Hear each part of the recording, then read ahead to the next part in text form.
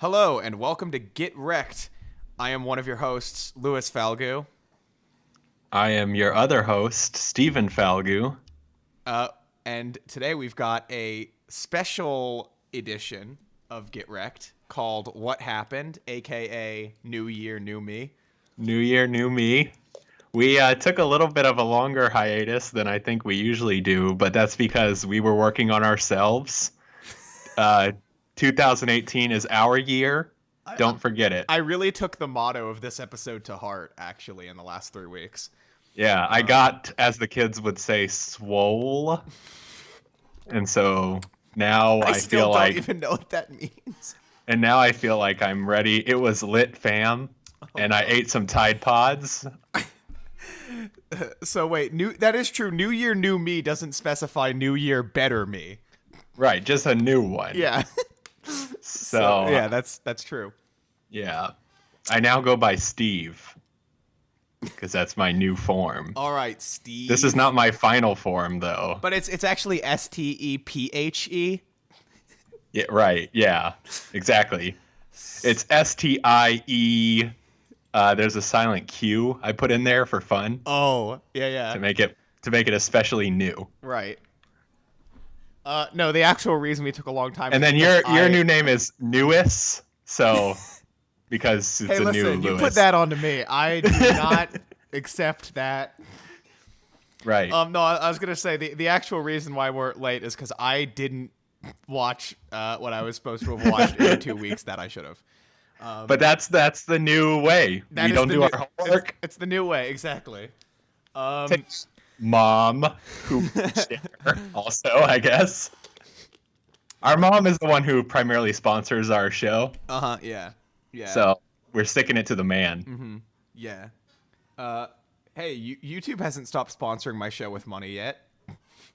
Oh, that's surprising, seeing as they've stopped sponsoring everyone else in the world. No, they will in 18 days. I think it's the 28th of February they're cutting my monetization. Which, whatever, it doesn't matter. But we have 2 comments here. Pentex says, what happened to the 404 albums? You're right. I don't know. I really went downhill, I know. Zipwad says, what happened to Eminem? It starts with an I'm and ends in not afraid. Oh, boy, we'll get there. All right, so I think we're ready to begin.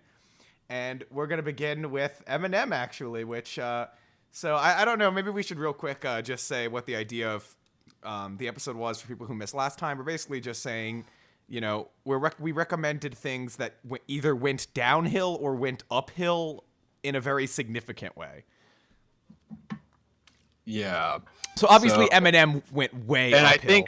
And I don't know if we mentioned this last time, but we specifically tailored this to where I believe one of ours went from what would probably be considered the best to the worst, and the other one went from maybe what you would consider the worst to the best, or at least better. Yeah.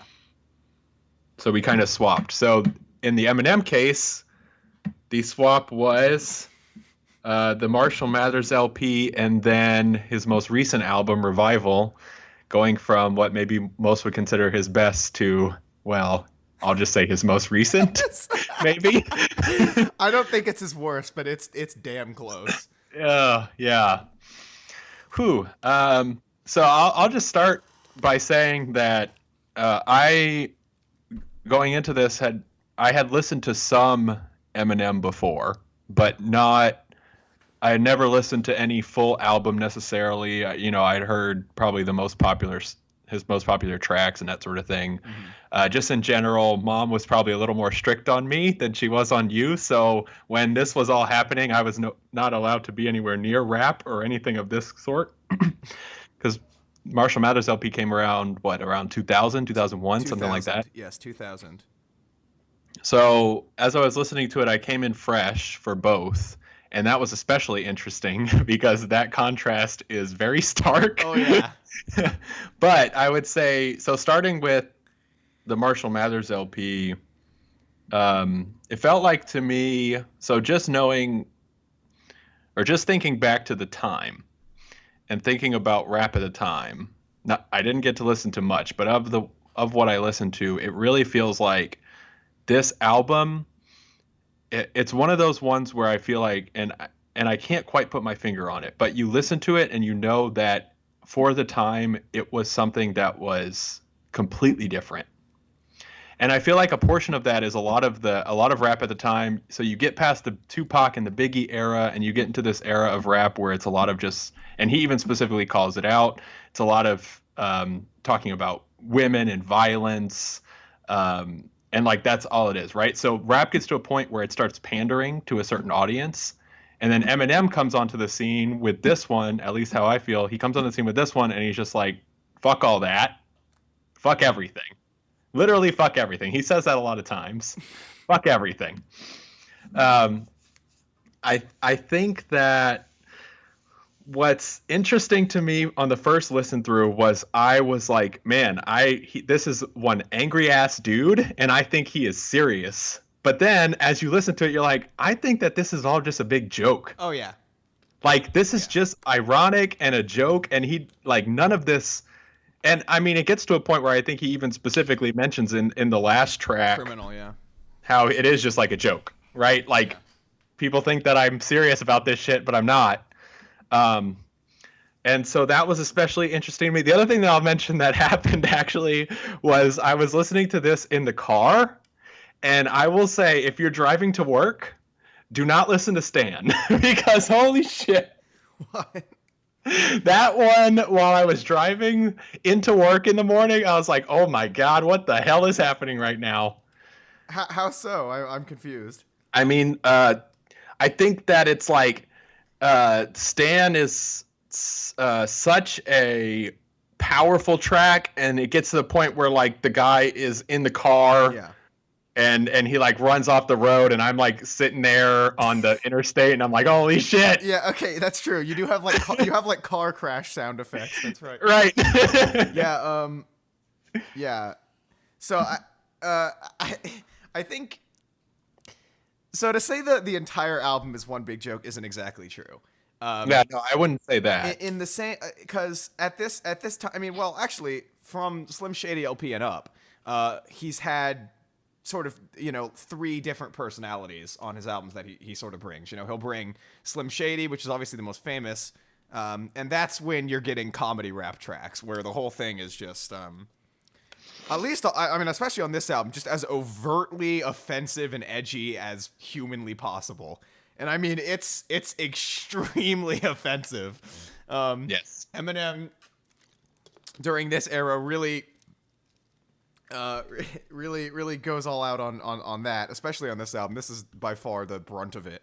And then you've got just your typical Eminem, where he's not joking, but he's not being like altogether serious either. And then you've got when he's trying to rap as himself on a track like Marshall Mathers, and more recently on albums like Recovery, he does that way too fucking much, but we'll get there. And so you do, but I would say that this album, for the most part, is very much on the lighter end of things. And I'm not in terms of the subject matter, just in terms of like humor. It doesn't take itself seriously very often. And when it does, it's like, it's at times terrifying, like on Kim, which I guess we'll get to eventually. Frickin' Kim. Holy God. Yeah. Yeah, because I would say that, not all of it is a joke in the sense of playing for humor, but he is clearly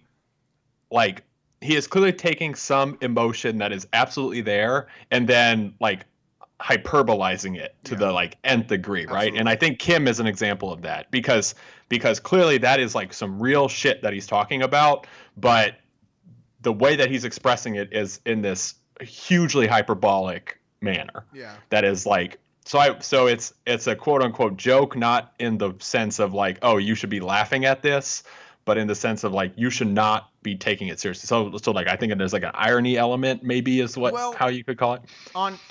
And the other one, so like some that I would consider like Stan especially was one that is like, okay, that is like some real shit. Mm-hmm. And Kim too. Both of those I felt like were the two where I was like, wow, like he really has something to say here, and it is incredibly powerful. And then a lot of it is also like him creating this reflection of like what the world wants, and we'll get to this later actually in the most recent album, but this reflection of like what the world wants him to be, and how media portrays him, and how media at the time was like, you know, celebrity and that sort of stuff. That comes up quite a bit as a recurring theme. And I think so it's that both happens in kind of the skits that he has throughout the album, but also he has some underlying themes in a lot of the songs talking about pop artists at the time and that sort of stuff. The one thing that I would say as a negative is, man, it's like, okay, I get it. You don't like NSYNC. The amount of times he calls out NSYNC, Britney Spears, and Christina Aguilera, I was like, okay, well, I understand. Well, I think that's more just looking at it from a modern perspective, right? I mean, like these are all. Well, but I mean, even thinking, so okay, I guess a part of that is true, but like there are multiple tracks on this where he specifically calls out NSYNC, and it's like, okay, I get it. You don't have to call them out in every single track. Yeah. I suppose that's. I mean, I can see that. It's I think there was at least 3. It's just something. It's just something that never bothered me because I always. He was really like at this point, even though he was incredibly popular, he still sort of seemed like he was on the fringes of everything, you know. So every shot he took felt really legitimate on this album, which is something I'll point out on Revival, which has totally changed. But at this time, and especially on tracks like, you know, the real, like on his really comedy tracks like the Real Slim Shady. And later on, Without Me, where it just there was something so funny about the way he did it. But I wanted to point out, you said like there were two, you mentioned Kim and Stan as the 2 tracks where you think he really pours his emotions out. I would add to that The Way I Am and Marshall Mathers. Although Marshall Mathers he puts jokes into that track, but there's definitely like some more emotional undercurrent on a song like that. And of course on The Way I Am, it really does just seem like he is completely pissed.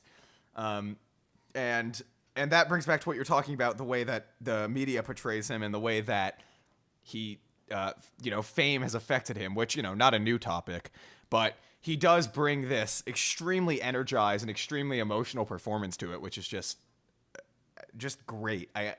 One of the things about Eminem that I think separates him from a lot of, just rappers in general, not of course not every rapper, but a lot of rappers in general, is that he at this point in his career, when he wanted to express an emotion, he didn't only express it in his lyrics. He expressed it in the way that he was delivering those lyrics as well. Like you can hear it in his voice, all of everything that he's feeling as he's pouring these lyrics out. He's not monotone on this album. He's extremely expressive, and I think that's another thing that gives him a lot of extra character on top of just this sheer technical ability that he displays here. And I would also say that expression is never, like, although that expression is often and pretty much most of the time anger, it never feels one note. Yeah. Which I think is something that is really hard to pull off, actually. Oh, yeah. The other thing that I was going to mention is that I felt like all the features were really good. And anytime I'm reminded about Exhibit, I get happy. So I was reminded reminded of the man Exhibit. So I think a lot of people Pimp My Ride's Exhibit. That's right. Yeah, he exists. I think that's interesting that you feel that way, because I feel like a lot of people are on the exact opposite side of that and feel like on a few of these tracks that the features ruin it. Like, I never disliked any of the features, but there are a few tracks here, like let me see. I have the track lit. Like on Remember Me, where I didn't really feel like the features added much to Remember Me. Brazar's verse on Amityville is not the best. But I will say that Bitch Please 2 is just a treat. Like, I love that entire track, and that track is very much just a group rap song. There's a lot of features on that one. So yeah, that I also enjoy D12 and Under the Influence, which is a track that's really funny. But yeah. And it's true. Actually, one thing you'll notice about this Eminem is that there actually are features. That's something that people complained a lot about with Revival that we'll obviously get to. But at this point, Eminem was actually bringing people on, and you know, and they added flavor to some of the tracks towards the latter half of the album. So I think those are my general opinions. I feel like off of this album, to me, The tracks that really stick out were Stan, were The Way I Am, and The Real Slim Shady.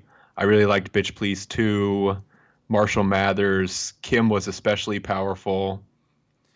Kim, see, powerful is a good word, but I would just describe it as disturbing. Yes, That absolutely that. That's for sure. It's horrific, and I'm assuming you know. Well, you might not know this, but Kim, that is his actual wife. Yes, Yeah. and he's talking to his actual daughter as well. And he's like pretending to be his wife on the track as he is murdering her. Yes. I will say, from a moral perspective, putting a song about murdering your actual wife is extremely fucked up. But at the same time, it is one of the best songs on the album. So I just from a sheerly critical perspective, I think that song accomplishes exactly what it tries to. So I was gonna.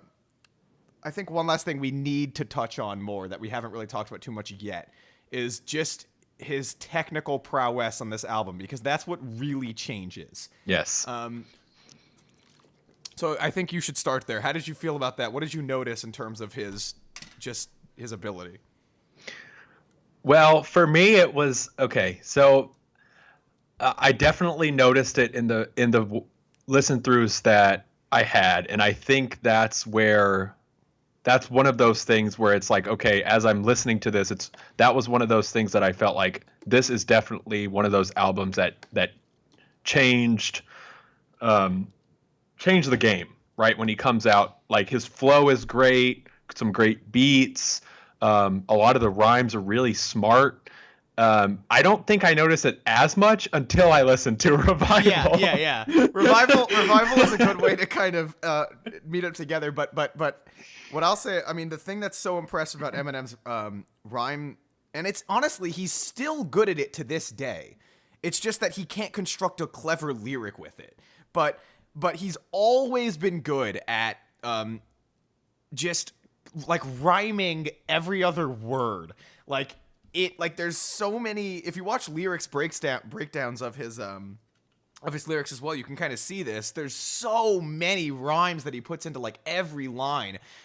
Tons of internal rhymes, tons of, obviously at the end of each sentence, but just a ton of stuff you don't even really notice when you listen to it. Because it just flows so well. But what's the most impressive thing about it is he jam packs all of these songs with tons of lyrics. I mean, obviously they're rap songs, and manages to make them all flow and have so many internal rhymes per sentence, and it still makes sense and stays on topic all the time. It's extremely impressive. I mean, just from a purely technical perspective, he is definitely one of the best. At least this era of Eminem is definitely one of the best rappers to have ever lived. And I like that point that you made about how it stays on topic, because I think that's what was especially astounding to me, was that every song has something to say and it never diverges from that. Yeah. Which I think is crazy. I mean, I think that it's hard to get there when he is rhyming as fast as he is as well. I think that's something. Fast is something that I would specifically call out, because that is something that I also felt like changed quite dramatically as we go into this next one. Yeah. So I guess we can wrap it up on Marshall Mathers LP. You already kind of did. I would just make a few more notes. I think that it works wonderfully well as an album. Public Service Announcement into Kill You is just a fantastic opening. Kill You is a great opener. The skits are hilarious. So even the skits add character to the album. And by the time you've gotten to Criminal, Criminal actually attempts to wrap up the themes of the album, which is really difficult to do, but it does it wonderfully. And it's just really great in every fucking way. And I mean, I have some problems here and there. I don't think every track is incredible, but I would definitely give this album a 9. And yes, recommend it. If you like hip hop at all, you've probably already heard this album, or at least tracks off of it. But I mean, if you haven't, then get on that. Yeah, and I think I I'm in complete agreement. Probably give this about a 9. I would recommend it as well. I think that it has something to say. It says it very well, and also it sucks to listen to it before you go to work, and that can always be kind of fun because then you're all hyphy when you get to work. It's and you true. want to like punch somebody. Not for the faint of heart, though. I will say that. Yeah, that is definitely true. Yeah. All right, so now we'll move on to what is really a vast improvement in every way. Yeah, I mean, 2017's revival. Yeah, because there's always that leap from 9 to 10, Yeah. right? And so let's talk about the 10. So first of all, I just want to say, this album art looks like shit. No, listen, I love it because he is expressing the exact facial expression that he should be expressing for having released this. That is true, because when I listened to it, I was making this face. So I think that in that sense, it does capture the album very well. Ugh. Okay, so let me start with what I did like. So I thought what was actually super interesting and kind of this weird, like I've never felt this way when listening to music before. I think it was because I listened to them so closely together, and I just like completely wiped out the time between them, right? Because I have not listened to any other Eminem. I listened to the Marshall Mathers LP, and then I immediately listened to this. Yeah. So those like what 17 years between the two, Yeah. they don't even exist to me. So I listened to Walk on Water, the first track, and he, in that track, is specifically talking about how everyone has these gigantic expectations of him. He wrote the song Stan, like he will never get to that level again. And it was this, I felt just depressed. Like I was like, holy crap. Like what in the world is like I can't even describe like what it was like to go immediately from his best album, or I don't know. It's his best album. It's his best. Almost everyone agrees. To him rapping about how hard it is to replicate that. It was crazy to me. Plus, I actually did. So, okay, I don't know if there was any point in this album where I was like, oh, this is actually pretty good. Walk on Water was maybe to me the closest. Yeah. I liked. I thought that actually. So something that happens. Or at least, okay, so I'll say some of the other Eminem I listened to recently would have been when maybe it was his last album, the one where he did a whole bunch of songs with Rihanna. That was not his last album. His last album had The Monster on it, but you're probably thinking of Recovery.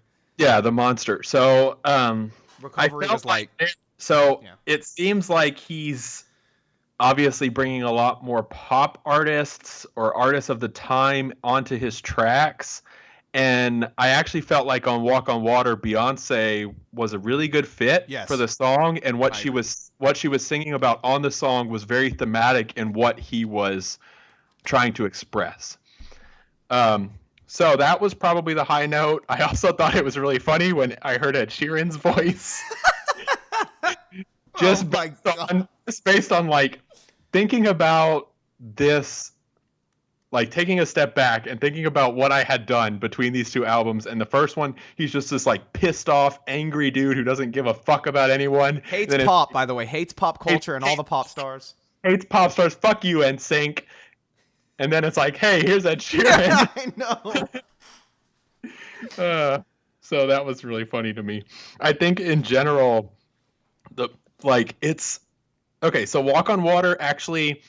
Immediately he's like so much more monotone. It feels like he doesn't have the energy, although it's almost like when I listened to it initially, it was almost like, oh, this almost feels like he's doing this on purpose, right? Like the life has been sucked out of him. He can't ever get to those expectations that you have of him. He's not that person.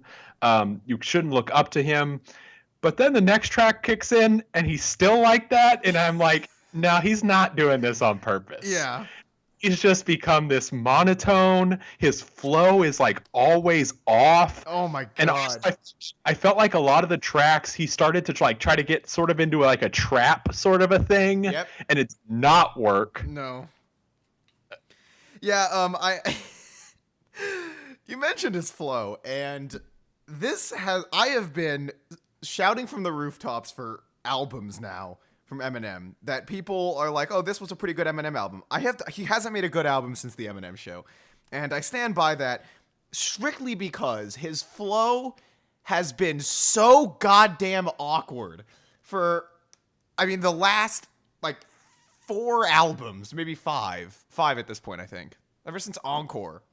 But it's been it is especially bad. Like, it was so bad on this album that everybody finally noticed. It's just choppy. He puts the emphasis on the wrong syllables and the wrong words. He can never fit into the beat. He always has to go like, he has to rap like that all the time. And like, when he wants to get mad, he just sounds so fake and forced and phony, which is something that we mentioned on Marshall Mathers LP. He never felt one note, and it felt so real and genuine. And like, it's night and fucking day on Revival, where it's just like every time he wants to get angry, it sounds ridiculous. Like at the end of Walk on Water, which is the first point where I really realized what I was in for, because that track is one of the 2 that I like. I don't like it a lot. I like it. It's all right. It's okay. He's bringing some interesting lyrics. I like Beyonce's hook. The like strictly piano is interesting. But at the very end of the song, he goes like, bitch, I won't stand! It's like, uh-oh, here we go. Yep. And it's the weirdest thing. It sounds so awful. And instantly you're into Believe, which is just horrendous. Oh, so bad. Right off the bat, too. And it's like, I would also add on to that, so we mentioned his speed on Marshall Mathers LP. Yeah. That is also gone. Okay. So he's like monotone and like you mentioned, choppy and not putting the right emphasis. A lot of times he feels almost offbeat from his track behind him. Yep. And that's why maybe Walk on Water affected me so much, because it was like, okay, completely disjoint from me having listened to those albums. What you and I are doing right here is like exactly what he is talking about on Walk on Water, and that made me incredibly depressed. I was like, man, I feel bad for the guy. Like, maybe we shouldn't do this. I know. Yeah, but you have to tell me that feeling must have gone away once you had to sit through at least half of this, right? Oh yeah, then I listened to it and I was like, okay, no, that's all right. Because he keeps talking about this is it, this is my last album, and I was just thinking maybe that's probably for the best. Yeah, maybe it's. I thought what was so the one thing that I will say is that he does have some messages in here. Yeah. I don't think they're delivered the best, but some of the tracks have some good messages. I think Walk on Water is one of those. He talks a lot about the Black Lives Matter movement. I actually thought that like the message there was really powerful, and he was writing it in a way that I felt had something to say. He also talks a lot about what we just talked about with Kim, and he talks about how, like, you know, why did he do that? Why did he wrap up his actual wife and his actual daughter in all of this fame and all this stuff and use them as a way to get ahead? He talked about his substance abuse, which I think we had talked about before. This is kind of in a line of like his post. Yeah. His post recovery, right? Or something. We didn't talk about that actually, but yeah, that was a big topic on his early albums because he was always high. And then he had a recovery and revive. So the Relapse, Recovery, and Revival, that's the series that this is a part of. That is in relation to what actually happened to him, because he relapsed, he recovered, and there was actually one point when he I believe he died, or he went into a coma or something, and they had to no, I think he died on the table, and they had to wake him up, and he was literally revived. This happened before Relapse came out, and I think that was the instance when he decided he wanted to rap again or something like that. So, and he specifically talks about that experience in one of the tracks. Yeah, Castle, I think. Yeah. I was gonna say something about bringing up his family life though. So he's been doing this a lot as well on his recent albums. He wants to be taken a lot more seriously and feel a lot more inspirational. And you know, that's fine. He's growing up. He's maturing. He can't just be this edgy, offensive white boy anymore. You know, and that's fine. I get that. I mean, he still tries to be that and just falls flat in his face. But I understand that. But The weird thing is that just feels so like hypocritical about it is he's rapping about how he shouldn't have brought his daughters into it while name dropping his daughters. Right. Like, dude, if you want to stop bringing your family into it, then stop bringing your family into it. Like, I got tired of so many tracks where he's like, why did I mention you, Haley? It's like, you just mentioned her. Like, what are you doing? What are you doing? Oh, yeah. God. But, you know, a lot of those tracks, too, on this album. So he's caught in this balancing act again between trying to be offensive and edgy and funny and talking about his family and being serious. And both of them don't work. They don't work. Like, I don't find the stories he tells about his family life, it's like, I'm okay with him bringing that stuff up, but all of the technical problems are still there, so the raps are still fucking garbage, so I just don't care.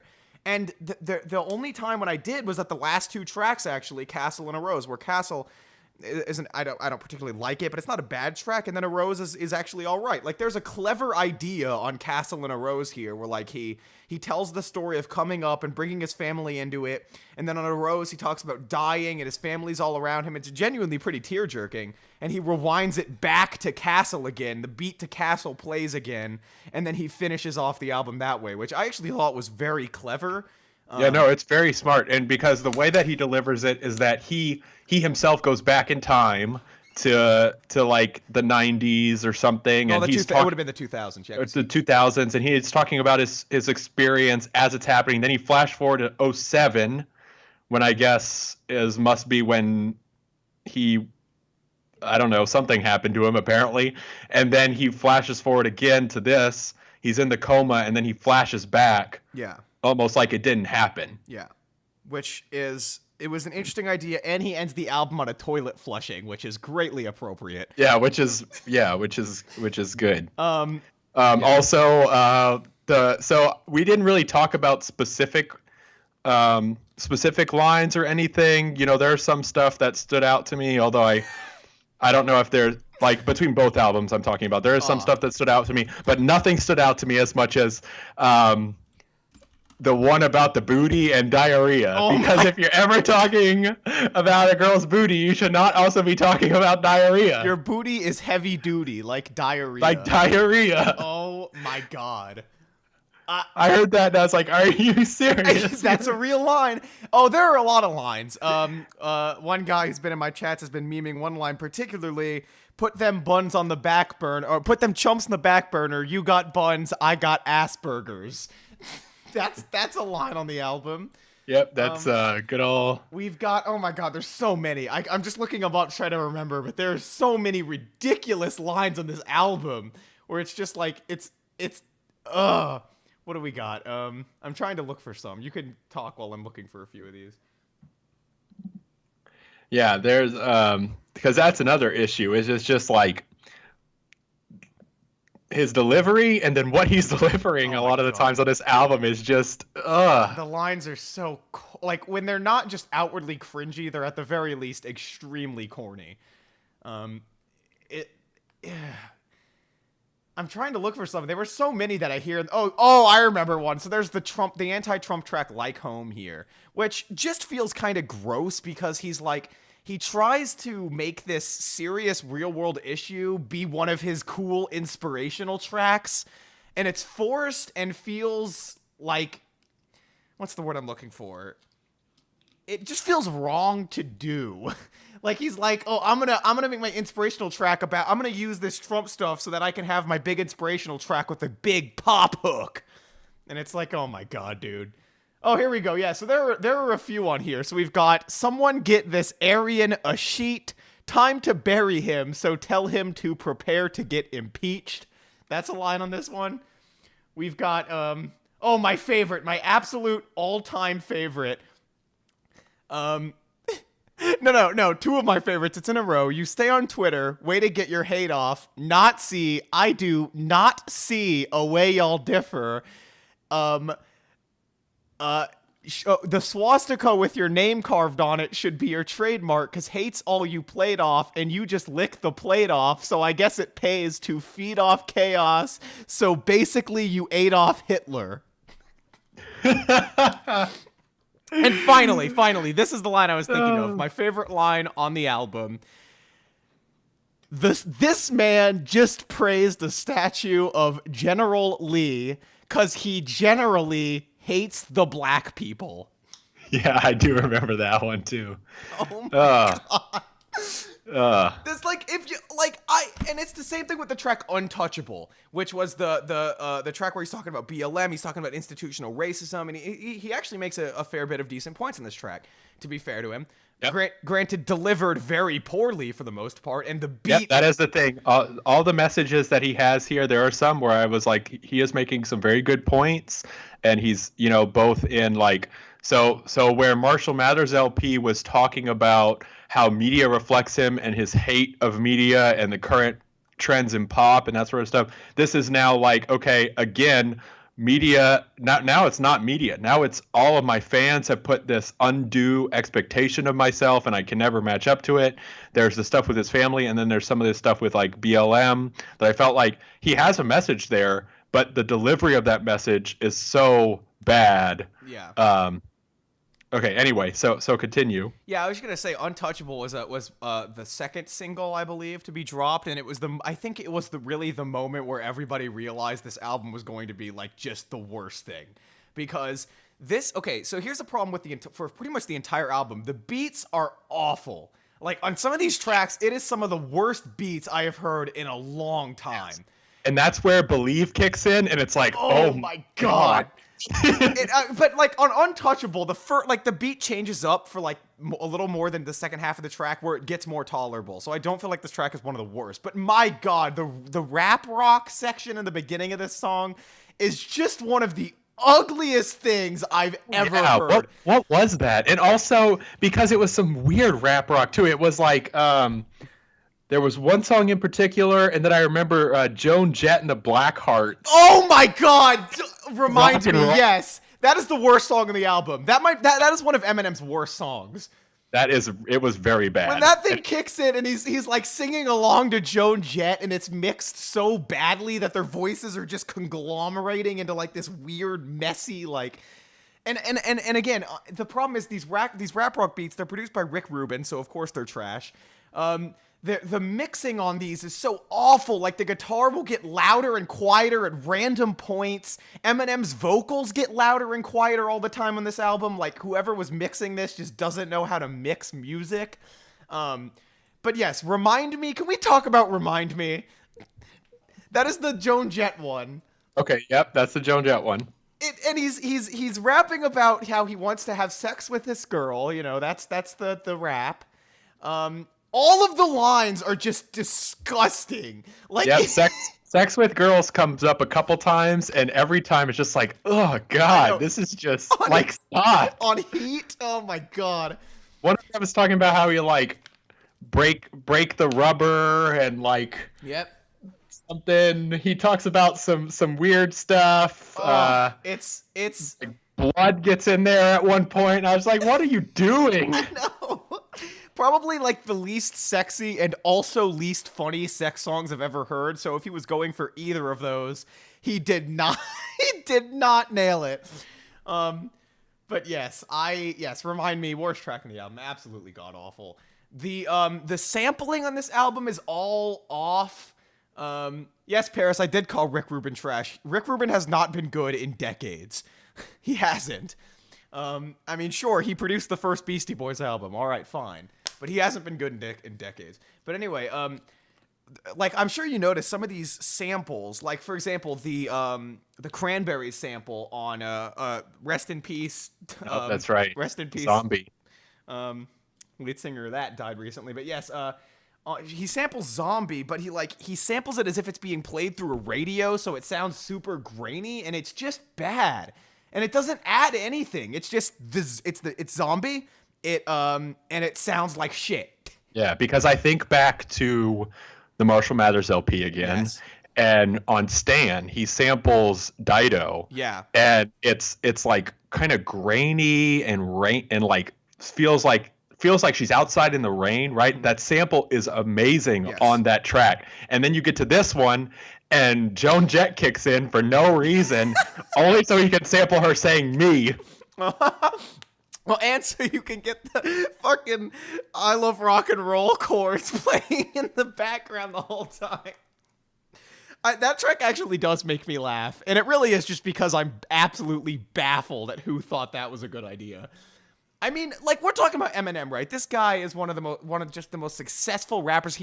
He's sold the most records of, I think, any rap artist or something like that. He has some record about selling records, and yet every technical element of this album is just bad. Like, inexcusably bad. There's no reason why it should be this bad on an Eminem album. Yeah. I think that's why, you know, thinking back, like after I had listened to this and then thinking back to Walk on Water, it was like, wow, it's kind of crazy. First of all, it's crazy to me that he would put that song as the first one.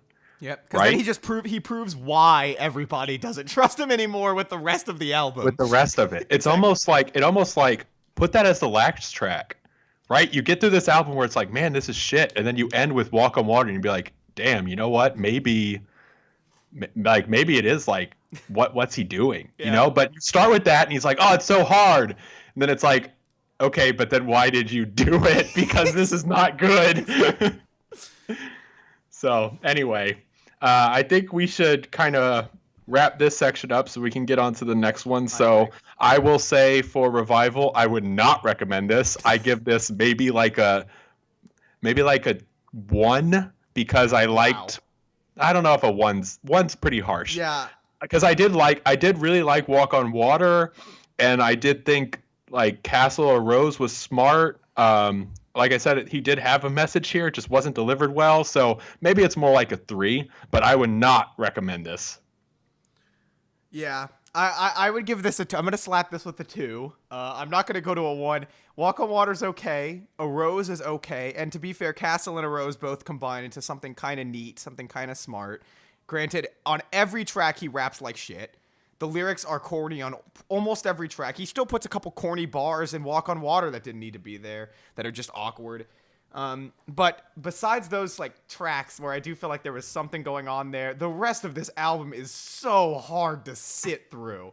And it's just like, and it's like, oh my God, he feels the need to make all of his albums like an hour and 20 minutes just because they used to be. It's like, please stop. Because when I'm listening to an hour of 20 minutes of your album and like every single song is making me just want to die, it gets really hard to finish the album. Yeah, and I feel like it also really gets into this point just because he is so monotone, where a lot of this album just kind of blended together for me too. Yeah. It was just like every track sounded pretty much the same, although there would be one thing where I'd be like, what the hell is going on here? But like as far as like his delivery, he never mixes up his delivery. It's always pretty much the same. Everything he's talking about, everything that he's talking about, like I said, there are some messages there, but some of it's just gross. Yeah. And it's like you don't even want to listen to it. And then Ed Sheeran and Pink come out of nowhere, and it's like, oh, hey guys. By the way, the Pink song is just a Pink song. It really is, yeah. Even, but actually, I want to say, I remember. So I initially was feeling a 2 on this. I remember I listened to it more, and I didn't quite think it was that bad. So I would meet you on a 3. I think that's what I ended up on. I kind of forgot because I initially was like, this is a 2, and then I think I listened to it more, and I was like, well, I'm not loathing this quite as much as I was when I first heard it. But I wouldn't say it's like growing on me, you know? I still felt icky listening to this album. I still felt like his voice sounded like uncomfortable in my ear. It made me cringe. It just, oh my God. I mean, every point I said still stands. I just wanted to correct myself because people might be confused. They know my Rate Your Music, and I think I have it I do have it at a 3. Anyway, it's really bad. It's really bad. But before we move on, the last thing I want to say about Eminem is that he dropped a remix of the track Chloroseptic, which you'll remember is one of the trap songs on here. Yep. And he delivers a verse where he's angry at the critics. He's angry at the fact that people don't like his album, which, look, that's fucking lame. Your album's a shit. Just accept it. But because he was angry and had something to be angry about, he delivered a fantastic, well, maybe not fantastic, but a great verse. Like his flow, I mean, his lyrics are great. His energy is great. His flow maybe sounds a tiny bit awkward, but it is not nearly as noticeable. I mean, he gets on that beat and he kills it. So I don't know what happened here, but if he can find something to really be mad about and something to really, really be energized about, I could see him dropping a good album. And I wouldn't be surprised if he decides that this is not his last album and he wants to try it again.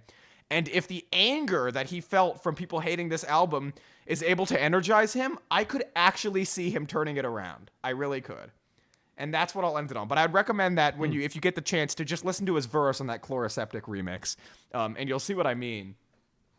Okay. So yeah, that sounds good. I'll have to check that out. So that's enough of this. So what happened to Eminem? His flow became awful, and his beats became awful, and everything became awful. That's what happened to Eminem. And don't forget the booty and diarrhea. That's right. All right, so now we've got Parks and Recreation, which Steven recommended to me as a show that he said started off terrible and ended up great, in his opinion. Am I characterizing that right?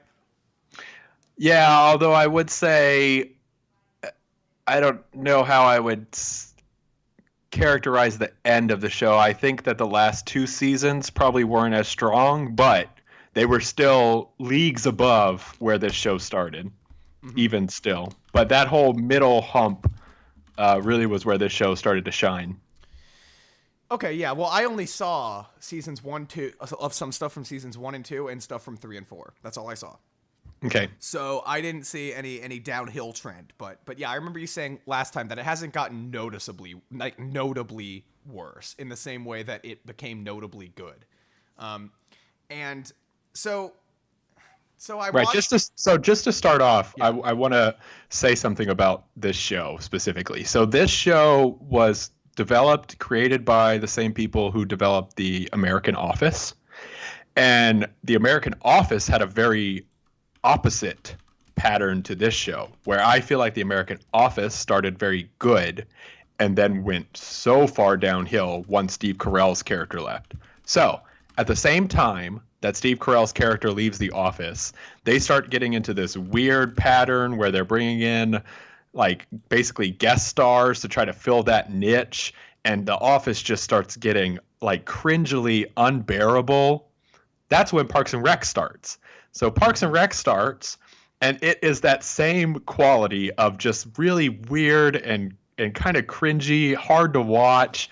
And so I had not actually watched this show when it came out, and people kept telling me, oh, it gets better, it gets better. So I finally watched it pretty recently.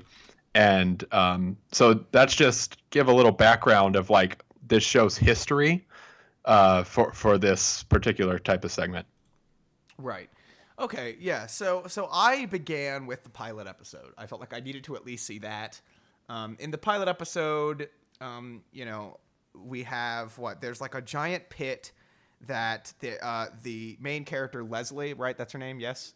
Yep. Okay, yes. The main character Leslie wants to fill up this pit and build a park because somebody's boyfriend fell into the pit. I really mean that. It's just somebody's boyfriend fell into the pit. That is how one of these characters is introduced. She is a person. So the idea of the show is it's a mockumentary a la The Office, of this this government agency in I forget the state, but Pawnee, Indiana. Indiana, that's right. And so we follow the Leslie as kind of our main character in the Parks and Rec division, and that's basically the concept here. So she has to answer to constituents and that sort of thing. So what I will say I noticed pretty immediately in the pilot is that everything was just awkward. I mean, everything. Even when it wasn't supposed to be, it was. It was like the acting wasn't very good. It's like they didn't quite know how to nail this mockumentary style, so it just kind of felt cheap and not. And they had a pretty star-studded cast, honestly. Like Amy even Poehler. even at the onset, they had Amy Poehler, they had Aziz Ansari, who I don't think was that big going into this, but was kind of famous in the improv circle. They had Chris Pratt, Yeah. who this kind of kicked off his career as well. Even I don't remember the actress's name, but she plays Ann Perkins, the girlfriend. She was on The Office for a couple seasons, and she was very good on The Office. So they had the pieces in place, and they should have had even the writing and the directing and the producing from The Office, but it just was not there at the time. So here's what I'll say. I did not think anything I watched was terrible. I probably liked the earliest stuff more than you did, but only marginally. It's pretty bad. It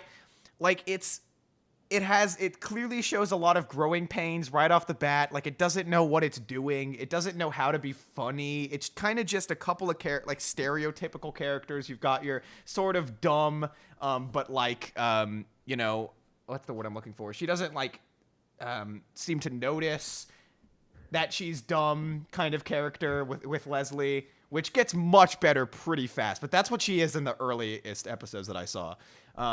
And you've got this conservative guy. He's just a conservative essentially, although he says he's a libertarian later on. But he's just a conservative, and he's old. And you've got a boyfriend who's lazy, and nobody really transcends beyond that in the beginning. And I didn't find anybody to be particularly likable or funny.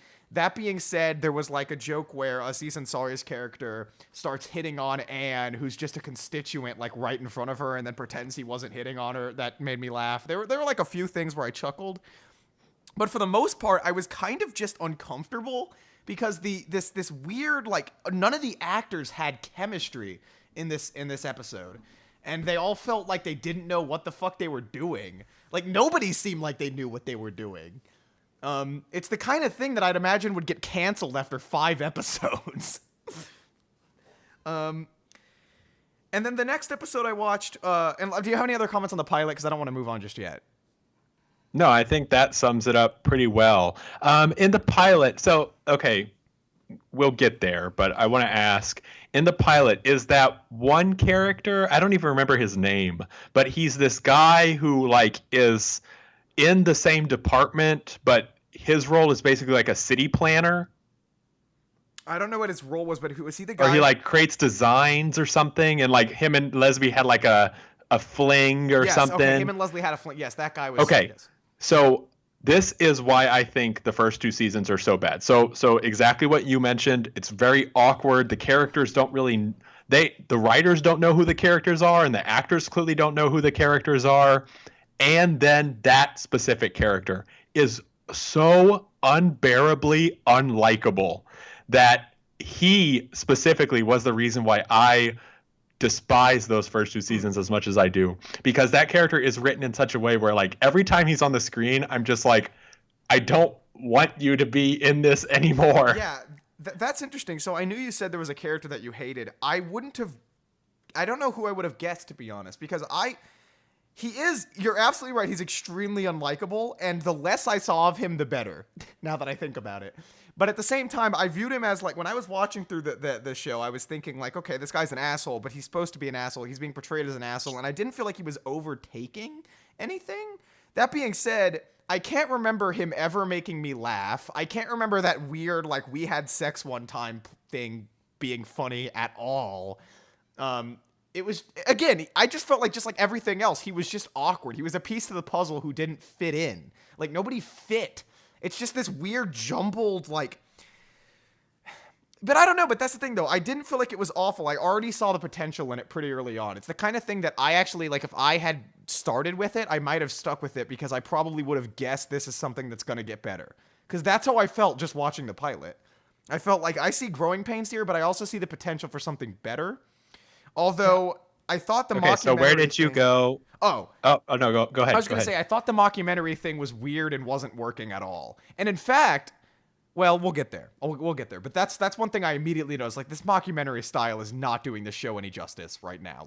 It was making it even more awkward in a way that wasn't fun. So the next episode I watched was, I think, the season 1 finale, Rock Show.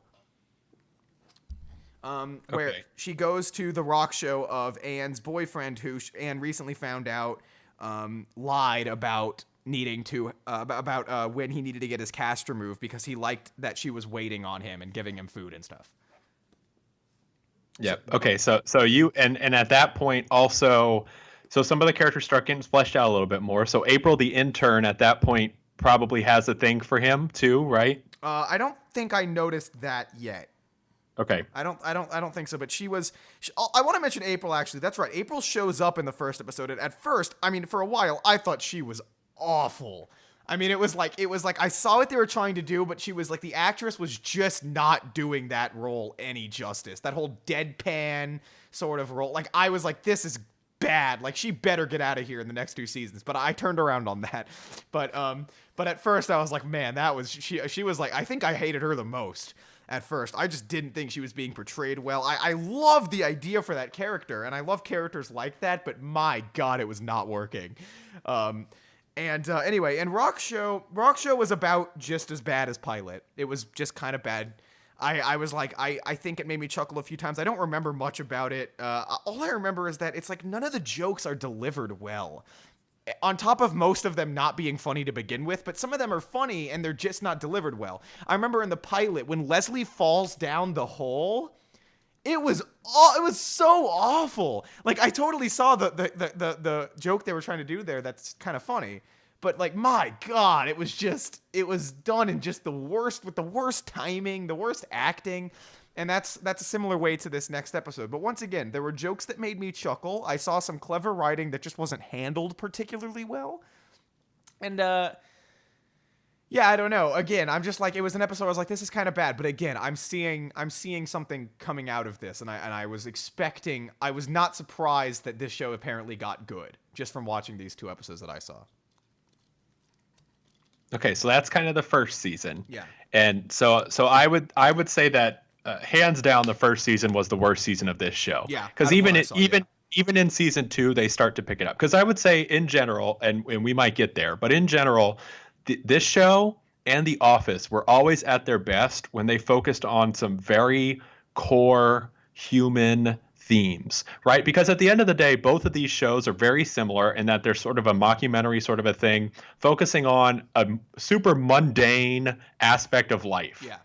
Right? It's like one of them is a paper, they sell paper, and this one is a Parks and Rec department in a small town government, right? So when they are able to independently flesh out the characters and then have those characters coexist and build relationships with each other, in some romantic relationships, some just that kind of friend group, that bonding of you have these people at work that work together.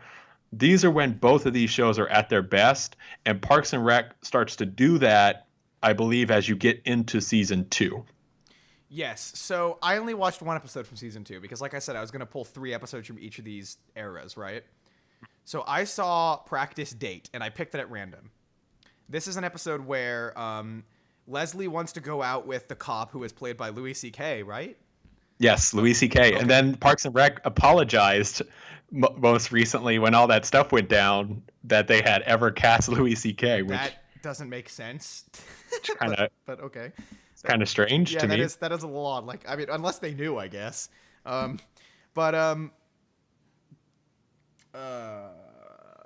Right. So yeah, she goes out with Louis C.K. and she has Anne practice with her about how to go on a date, right? And she has Anne pretend to be Louis C.K.'s character, who I think's name is Dave. And it was okay. Like, it was okay. I thought this episode was all right. I laughed a little bit. I laughed a decent amount. Still a little needlessly awkward. I still didn't think the mockumentary style was gelling. But it was okay. Like, I mean, I was watching it. I was like, this is kind of breezy. And like, I was laughing. I was enjoying it a little bit. I remember there was I think this was the episode with the subplot where they were trying to dig dirt on each other. And I didn't think that subplot was the best thing in the world, but there were a few funny moments from that too. Like, it was, this one was fine. And at this point, I also feel like you start to get, because I feel like the other thing that's missing from season 1 is like the cast of characters isn't well fleshed out, in that you don't really have the Donna, you don't really have the Jerry, So like the kind of like, okay, these are not main characters, but they show up and like when they're in the office, they have fun dynamics, right? And so I think in the digging dirt scene specifically, you have like Jerry and Donna and I don't even Aziz Ansari's character, and even now Ron Swanson gets into the mix, and that's that sort of like even kind of side dynamic that they're starting to build and starting to understand as you get into that. Absolutely. Yeah, and you can definitely see the relationships among the characters getting fleshed out better as well. Like Anne and Leslie don't feel completely awkward together anymore. They felt like genuine friends, and it was entertaining to watch them and watch their chemistry. Yeah, I mean, honestly, I wouldn't say I was impressed, but I thought you had told me that both these first two seasons were like both bad, and I would say that this episode was definitely on an uphill trend at the very least. I enjoyed it. So we're about to move into to the next two seasons. So I think that if you haven't wrapped up your thoughts, then do so for the earliest stuff. Yeah, I would say like if you're gonna watch Parks and Rec, I honestly feel like at the end of the day, you can skip season 1 pretty much. Like if you watch the pilot, you at least understand the characters, but I mean, nothing even really happens in season 1 that really has any necessary significance. I think Anne and Chris Pratt's character break up, but I mean, having watched season 1 really doesn't give you any more information, and honestly, probably just will sour you to the show more than not. I don't think, now I will say, okay, when I say that the first season and the second season are bad, I don't know if they ever get to the point, well, for me, the first season definitely did, but I think that's just kind of a personal, but I don't think they ever get to the point where it's like so bad that it's like, oh man, I can't even believe that this would even get better and I'm going to turn it off now. Yeah. But I think that if you were to start in the second season, you can sort of start to really see those wheels turning. And so I don't know if this happens, but I feel like for me, where this show turns is when Adam Scott and Rob Lowe's character come into the mix. That's when they really understand what they're doing, who the characters are, and they're starting to build real, genuine, good dynamics. And so I don't think that the reason why I would also have put season 2 in kind of the like not as good or bad stage is because I don't think those characters show up until maybe season 3. Right. And I think I know who you're talking about because okay, so let's go to that. Okay. So I went to IMDb to find like some of the higher rated episodes from season 3 and 4. Just because you're always going to have lesser episodes, and I didn't want to accidentally pick the lesser stuff from these seasons and not be able to see like what happened to the show, you know? So I wanted to make sure that what I was seeing was among the better stuff. So the first episode I watched was Flu Season, which is so it's an episode where everybody starts getting the flu. So Leslie gets the flu, April has the flu, and Anne is a nurse. So Anne has to be their doctor. But while Leslie has the flu, she's like committed to having this meeting about a harvest festival. Even though I enjoyed that episode from season 2, it was night and day when I got to this episode. Like everything, well, not everything. A lot of what made those first 2 seasons awkward is like completely fixed as soon as I saw this episode. So that the production values are better, but they're not so good where it doesn't still feel like a documentary. It does, it just doesn't feel like super cheap. The acting is like much better. The character chemistry is much better. April is hilarious. Like so much about what made what I didn't like about those first 2 seasons is solved just from this, like just watching this episode. I was like, wow, it's all better. You've got this wonderful this wonderful joke of how April keeps fucking with Anne and calling her in, and then calling her a slut.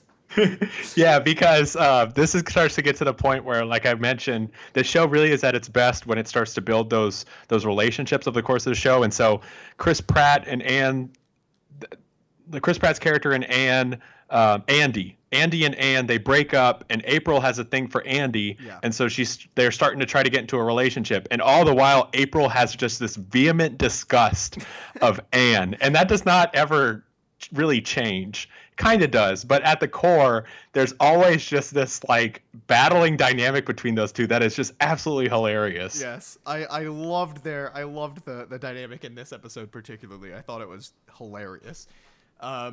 Leslie is a lot funnier. Her shtick isn't just I'm dumb and clueless. You know, I mean that's part of it, but that really doesn't get to the core. Like, you can tell by this episode that like she genuinely wants to do better things for herself, you know, and move forward. And she starts to have more motivation for what she's doing in this episode. And all the while, I mean, her antics are very funny in this episode too. The way she portrays having the flu is like she becomes like completely like almost like she's high. And she goes to the Harvest Festival and one of my favorite jokes in the episode, the dude asks her, like, she actually gives a really good speech, and then she takes questions, and the guy asks her questions about tax breaks or something, and she asks him why his face is so swirly. Yeah. It's great. Let's see. I'm trying to remember everything that happened in this episode, but yeah, I mean, her dynamic, and then there's the guy who looks remarkably like you. What's his name? Oh yes, so Ben Wyatt. Ben Wyatt, yeah, that's Adam Scott's character and Rob Lowe's character. Okay, yeah, I really enjoy him in this show. He's like, so he's kind of a nerd. He's extremely uptight about his business, or not uptight. I mean, he's very like committed, you know. And so his dynamic with Leslie is wonderful. Like, he knows that everything she's about to do is a bad idea, and you can see him like considering telling her at some points, but he knows it's just like too late.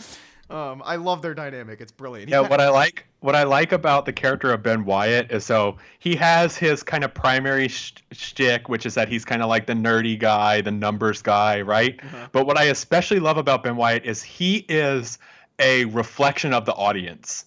Because you're looking at something so mundane, but it's still a sitcom, right? Mm-hmm. So none of it makes sense. Like, these things would not actually happen in real life. And Ben Wyatt's character, much like actually Jim or John Krasinski's character in The Office, is this like, look at the camera, what the hell is going on, yes, kind of a character. Yes. And that's what I love about that character. Which you mentioned looking at the camera, and I'm glad you mentioned that actually, because that's something huge. Okay, it's actually kind of huge that makes the mockumentary style kind of work here. So in the early episodes, they did this a lot. The characters would look at the camera because they like acknowledging that there was a camera, and it was just awkward and weird. But by this point, it's like they know exactly when to look, like when it will be funny to look at the camera, and it always is. And there's some other smart stuff. Like, I remember one specific scene early on in that relationship between Andy and April where they have like a very genuine kind of flirty, they know there's something there, but April's supposed to be this like I hate everything and the world sucks kind of a character. Mm-hmm. And she's like walking away with her hands in her pocket, and she's kind of like, she smiles, which is not something that the character does, right? And you can tell the character is like feeling some emotion there for Andy, and she has to walk past the camera to do this. So she like looks at the camera just like kind of at the corner of her eye upwards, and she like turns her head away, right? Mm-hmm. That's the kind of stuff where where they start getting into this like, oh, okay, this mockumentary is really showcasing just like life. Yeah. And that was something that they didn't have before. Mm-hmm. And they start to get into now in these later seasons. So something that I noticed, though, however, is what my main critique, and I might, no, I'll say it now. What my main critique that I still have is I still am not sure how I feel about the mockumentary style regardless, because the interviews are like a necessary element of this kind of style, and they don't work in this show. I don't think I laughed at a single one. Every time they pull a character aside to do an interview, it just breaks up the flow. It's never timed in a way that feels right. So sort of what'll end up happening is you'll get into a rhythm of watching this really funny stuff happen, and then there'll be an interview and you'll be like, oh yeah, I forgot that we even do these, because they don't do them frequently enough. I didn't think that worked. Yeah, and I don't know when it becomes this way, but I feel like, to my recollection, as the show continues to go on, the only time that they do an interview, basically the show gets to a point where the episode kicks off with like Leslie at her desk, and it's an interview, and Leslie just kind of sets up the premise for the show, and then the interview stuff doesn't happen again. That's good because it happened throughout I think every episode I watched. I think maybe not the season 4 one. I can't remember, but definitely everything before then. And it was weird and it didn't work. So yeah, I really enjoyed Flu Season. I thought that episode was pretty great. Let's see, what else do we got? Okay, so then I watched Andy and April's Fancy Party. This is the episode where they get married. Okay. Where they have so they invite everyone over for a dinner party and then announce that they're getting married, and they both admit that they didn't think about it at all. And they're like, it's great because like you feel a real chemistry. They're like laughing and making fun of the fact that they didn't think about it at all. But at the same time, you're like, well, wait, if you're laughing and making fun of it, then what are you doing? This is like a terrible idea. So it adds an extra element. I thought that they were great together. And I think again, going to that like reflection of the audience sort of a thing that the show likes to do sometimes. So you as the audience are also thinking that like, what, this is crazy, this is insane. Mm-hmm. And Leslie's primary role in this episode is to be like, this is crazy, this is insane. No, but then she even realizes, wait, maybe this could happen, maybe this should happen. Right? Yeah. Because these two are like so happy together and everything. But it's funny because like Andy and April both realize this is crazy. This shouldn't be happening. Like everybody knows that. That's what's in. But so this episode was just, I would say, just really charming. This is where I really see the character dynamics working especially well. Because towards the end of the episode, you've got parts where people are kind of making up to each other and just and stuff like that I thought was really, really nice and heartwarming. That kind of boosted the episode towards the latter half. But I mean, most of it's funny as it is. Like it's a funny concept, and it's played off of really well. I don't know. The only joke that I wasn't really enjoying was Aziz Ansari's character trying to be best man. I thought that was kind of awkward, but for the most part, again, I'm just like I was surprised to see how seemingly quickly it turned around, where like suddenly everything was gelling and all the characters were gelling and everybody was funny together and it was just like genuinely entertaining. But again, I could have done without the interviews. So yeah, because there was one interview I remember specifically killing a joke where like Ron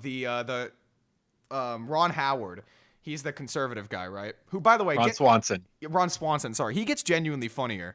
I don't think he's hilarious. He seems like the I'm a meme character to me, kind of, and that's just whatever. But he has a joke about how he burned his ex-wife's effigies, and then he realizes he had a third ex-wife, so that he needs to burn her effigy too. But then like it ruins it immediately because then you cut to an interview where he tells you how to burn an effigy, and it just kills the joke.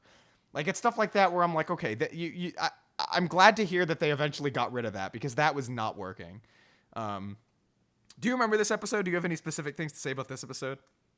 Yeah, I think this is one of those situations where, and this happens over the course of this show, happens over the course of The Office, where they build these relationships and they have episodes that have a theme and are just very charming, not necessarily laugh out loud hilarious, but they continue to build the characters in that way in a lot of instances. So I don't know how far you got, but like Leslie and Ben Wyatt, you know, they build some relationships and that sort of stuff. Rob Lowe's character and Anne, and it's that sort of stuff that like really humanizes this, because as I mentioned, like this is very mundane, and so because of that, you're watching these characters just be themselves in a very mundane environment, and so episodes like this are a great way to showcase a theme and to build those characters up even more, and then obviously as a result of this, now Andy and April are married, and that dynamic is always hilarious for the rest of the show. So that's just one of those episodes that I think really, really brings it together. Yeah, and I agree. Not laugh out loud hilarious, but you're right, just extremely charming. Like I found this episode to be extremely charming. So then the next episode I watched was in season 4, and it was Bowling for Votes. It wasn't the highest rated in season 4, but I think the highest rated in season 4 was the season finale, and I knew I wasn't going to have enough context to watch that, so I watched this one instead. In this episode, like they hold a focus group because Leslie, I guess, is running for mayor or something. Yes. And they hold a focus group, and one person mentioned something about bowling, but it was like a metaphor, I think. I don't even remember what he said because I think I didn't catch it when I was watching the episode. But anyway, she gets completely hung up on this. She's like, "No, I'm a great bowler." And Oh, so, okay, I remember this episode. Yeah, she's running for city council. okay, city council. Okay, yeah, and so she eventually and like Ben Wyatt, who is clearly starting to form a relationship with her, or at least he clearly wants to, but he hasn't quite said it yet. He's like, no, don't do this. This is awful. What are you doing? Like the whole time he's playing the straight man really well as well. Just like he's just like, it seems like he's just so embarrassed by the fact that she's even like still hung up on the whole bowling thing. So she has a bowling event where they bowl for votes, and she finds the guy who claimed that she was a bad bowler or whatever he said. And so Yeah, it was. So what it was like, you don't seem like the type of person, like you're too strung up. You don't seem like the type of person you could just like grab a beer and bowl a few games with. Oh yeah, it's what it was. Right. And so she ends up bowling with him. She lets him beat her. Then he says he won't vote for her. She gets mad, so then she says she let him beat her, and then she beats him. And then he calls her a bitch, and Ben Wyatt punches him in the face. So that's the essential thing of this episode. What I think the funniest part though is when she holds like a press conference, and she has the guy who got punched in the face right next to her, who like gets up to the mic and says, "You're acting like a bitch right now." She's like, "Well, see, this is exactly why it happened." Yeah, that I enjoyed this one a lot too, and this is one of the ones that's a bit more of an absurd premise, you know, because you were mentioning how it's a sitcom, so obviously stuff just like this would never happen. I feel like this was probably up there in the absurdity of everything that I saw. You know, it's not ridiculously absurd; it's still like believable, but it's more of it's a sillier concept that she get strung up on somebody mentioning bowling, and then she decides to bowl him. Right. But it's like a genuinely funny concept. And you got a good subplot about how Aziz Ansari's character, who I don't remember the name of, I'm sorry. He stands up in front of the way he bowls is so pathetic, but he gets a strike every time, and like it pisses. Oh yeah, he like grandma bowls, right? Yeah. And he gets a strike every time. Yes. Yeah. So, I did you watch any else? No, that was all that I saw. Okay. So one of the other things that I'll add, and you probably didn't get much of this, was as you're going across this show, there are a lot of very legitimately funny like inside jokes that persist throughout the show. And so some of the ones that come to mind, Ben Wyatt is obsessed with calzones. And so that comes up quite frequently for X number of reasons, and it's always really funny. Like when he's wedding planning, they're all trying like these different meals from different chefs, and one chef has these little pocket things that are not calzones, mm-hmm. But then they slowly realize that wait, these are just mini calzones, and it's like Ben Wyatt's favorite dish. Like he's like, I have to have this one. That comes up. Little Sebastian is this hilarious inside joke. He's like this pony that for whatever reason Pawnee is like obsessed with. Mm-hmm. He's just like a regular old pony. And like Ben Wyatt and Rob Lowe's character have no idea why anyone would be obsessed with a pony, but like they have like a whole like thing for Little Sebastian, and Andy's character writes a song about it that comes up every now and then. And Little Sebastian, they have like I think it's the last season, there's like a Little Sebastian hologram on stage with them. And there's stuff like that the show finally, as it moves out of the first season, they start to develop those even as early as the second season, and start to develop those inside jokes that repeat and really make this show like fun to watch all the way through. Yeah, I mean, it's a thing. It's a show that I could see myself coming and watching all of it, like sitting down and watching it all, because I liked what I saw. It was a good sampler, yeah. I mean, I don't know. I guess. On the what happened angle of it, I really just think from my perspective, and you would have a better perspective, but just from what I saw, it seems to me that the only thing that really happened is that the team figured out what it really was that they were trying to create. Like all of the actors finally understood who they were, who their characters were, and how they were supposed to, how they would react to certain environments and things like that. Everybody found a way to sort of have more character chemistry, like the actors just started working better together. The directors and writers clearly had a better grasp of the characters and the environments and even the style, the mockumentary style. Just like overall everything, it basically just happened. It seemed to me to happen kind of naturally. As it went on, they realized what they were doing and just got better at it. But Yeah, I agree. I think it was just sort of a natural progression of things. I think what's so surprising to me is that this show feels like it really kicked off and then just continued to get better. Whereas Office was happening simultaneously as The Office was winding down, and The Office winded down in my opinion, in just such a bad way. Those last few seasons of The Office are just miserable. And that's where I thought this show would ultimately go. But it just kept getting better. But as I did mention, it does get to the point where I feel like so the I would say like the show continues to try to build some sort of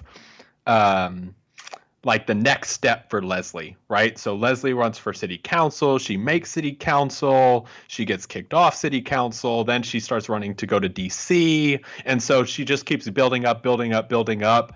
And it gets to the point where eventually they don't really know how to keep doing that. And I feel like that's where the last two seasons falter for me. It starts to get to the point where it's like, okay, like we get it.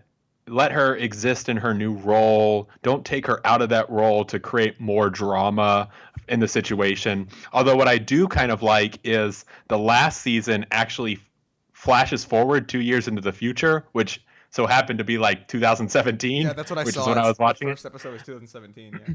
And that last season I actually kind of enjoyed, but I feel like those, I would say probably final two seasons felt like some of the weaker stuff. Still much better than where it started, but you could definitely tell they were kind of at the very end, definitely finding a place where they were like, okay, we need to wrap this up. And I think that the way that show ultimately does wrap up is really good.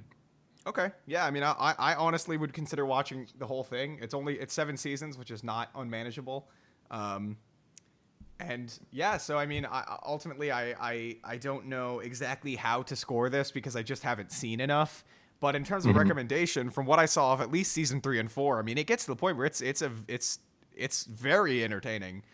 So yes, I do think most people would enjoy this. I mean, I don't, but like Steven said, if you want to skip the first 2 seasons and just laugh, then do that. Although I will say, I certainly lost out on some plot points where I was a tiny bit lost.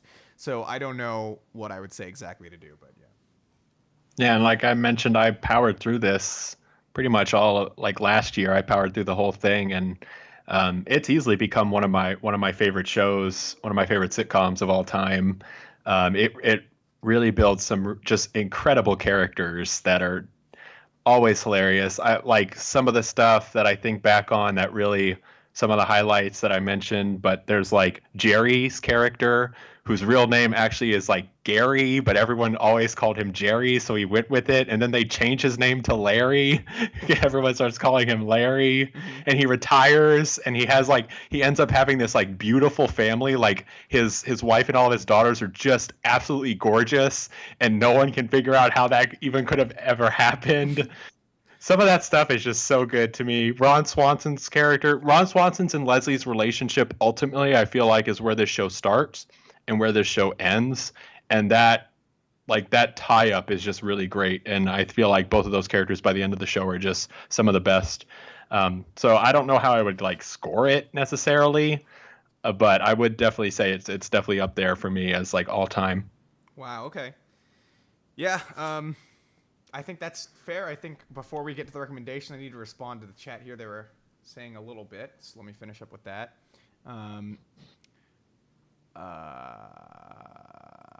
What are they saying? Okay. Do you have a yeah, that's nothing related to us. I know someone else who's obsessed with ponies. Cough, Lewis, cough. Lewis, when are you going to do the next music breakdown podcast? I don't know, dude. That depends on what Pentex is going to when he's going to be able to. I think my problem was I had to, you guys were begging me to listen to Yes, and I finally got some Yes albums, so I'll maybe after I listen to that. And as for you guys being guests, good luck with that. We'll see. Okay. So Steven, I guess I guess you should do your recommendation second because this was your recommendation here and we did it second. Is that fair? Sure. Okay. Well then, I am recommending an album that I have listened to rather recently. It's something that I listened to for the first time rather recently. It's called Let England Shake. It's by PJ Harvey. Are you familiar with PJ Harvey? It sounds familiar to me. Okay, yeah, she I guess you could call her a singer-songwriter. This is actually the only album of hers that I've heard. But yeah, so that I don't know how much can I actually say about this. Oh, maybe not much. I'm trying to think of what I can actually say that won't. Okay, I guess I can say it's an album about England and war, and that's about all I can say. Without And it released 2011, 2011. Okay. And I think she's been doing it since like the 90s. I think her first album was called Rid, or I don't know. No, not Rid. What the hell am I talking about? I don't remember what her first album's called, but it's like a picture of her lips. But anyway, she's been around since the 90s, and this is one of her more recent works, obviously being 2011, so decades into her career. And that's all I'm going to actually say about that. Okay, what's your recommendation, Steven? Okay, so my recommendation is a video game. So the first time we're doing one of these, it is called Crypt of the Necrodancer, and it is an indie game by Brace Yourself Games, published by Cly Entertainment. They've also published things like Don't Starve, some others that you would probably be familiar with. Yeah. This thing is on pretty much like every console nowadays, so you could find it anywhere. I played it on PC, but it's also on PS4, Xbox One, I think even the Switch. It has a prequel expansion that came out, so if you want to try that, feel free, but I would just recommend playing the base game. It is a roguelike. For those unfamiliar, a roguelike, basically, you have some exploration aspect, and you have what runs of the game that you'll play through, and then when you die, you might go back, and some progress is usually saved.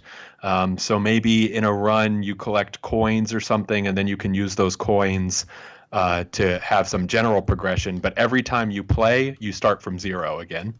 Or you start from like the beginning of the dungeon, and also there's a procedural generated aspect to this game as well. So there's a random element every time you go into the dungeon. The layout might be a little different, or the boss that you might face may be a little bit different. And it's also a rhythm game. So the general pattern of the game is that there is a beat or a soundtrack that's going on, and you have to move to the beat to actually be able to move in the game. Okay. That's you have an option. Concept. You have an option to use a dance pad, although I've heard it's almost impossible. I don't want to do that. I played it with a keyboard, but you can play it with a controller as well. And it released, I think, I want to say 15 was its first release. Yeah, 2015 was its first release date. Okay. Huh. That is an interesting concept for a game, actually. A roguelike rhythm game. Yeah. Wow. Okay, cool. Well, I'll definitely try that out for the next episode. Let me put up the main overlay. So yeah, I guess hopefully we'll be back in 2 weeks the next time. Obviously, that is. Yeah, although remember, this is the new us. We don't do our homework. That's true. Out of hair world. But our own rules. I would assume that the game you've recommended to me will be manageable enough for that. So we'll see. What, Meme Thief? What do you want? You're shouting my name. What do you want? Listen to the Fragile by 9 Inch Nails? Okay. All right, I'll do that. I'll do that for you, my dude. That was a third free rec for everybody. Yeah, 3 rec, The Fragile by 9 Inch Nails, everybody. Okay. All right, cool. Well, I guess that's it. So those were our thoughts. Those were our recommendations. Get wrecked.